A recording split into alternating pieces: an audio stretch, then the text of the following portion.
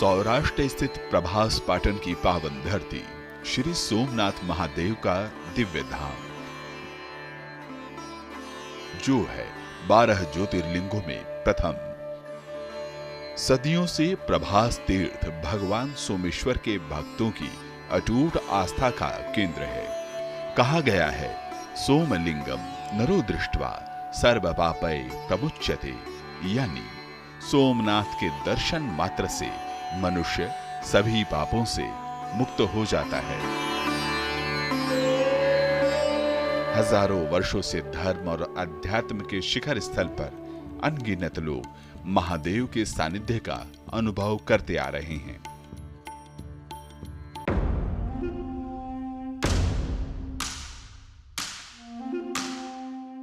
लेकिन काल चक्र में वो तारीखें भी दर्ज हैं जब इस पवित्र तीर्थ का विध्वंस करने के लिए कुटिल आक्रांताओं ने दमनकारी प्रयास किए।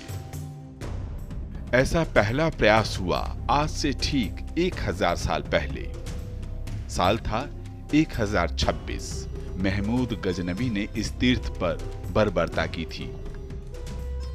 न सिर्फ मंदिर को तोड़ा बल्कि पावन शिवलिंग को खंडित किया।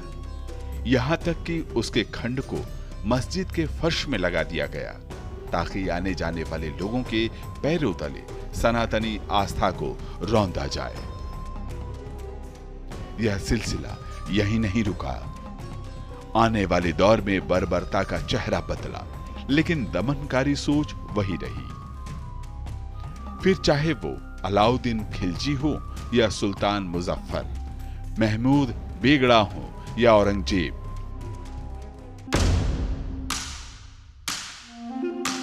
दमन का यह अध्याय बार बार दोहराया गया। कोशिश थी कि घंटियों की गूंज शांत हो जाए और आस्था की लौ बुझ जाए।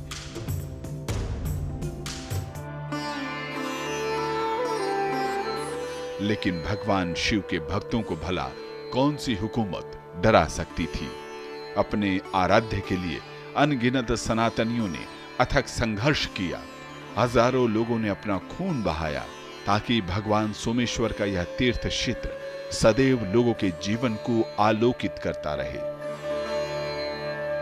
और यही तो सनातन की चिर निरंतरता है, जहां आस्था सीमाओं से परे है, जो लोगों के हृदय में और रगों में समाहित है, जहां हर श्वास महादेव से जुड़ी है, हर स्मृति महाकाल में एकाकार है।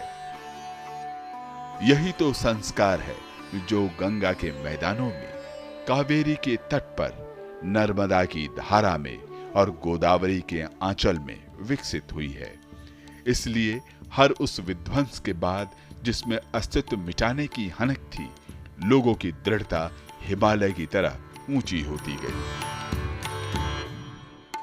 आज 1000 साल के बाद जब हम देखते हैं तो विध्वंस के उस दौर को नहीं बल्कि पुनर्निर्माण के उस निर्बाध श्रृंखला को याद करते हैं, जिसमें अहिल्याबाई होलकर से लेकर सरदार पटेल तक का योगदान अविस्मरणीय रहा है।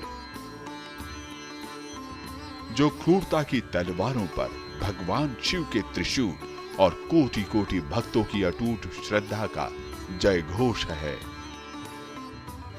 यह भी संयोग है कि यह साल वर्तमान सोमनाथ मंदिर के पुनर्निर्माण के 75 साल का भी वर्ष है।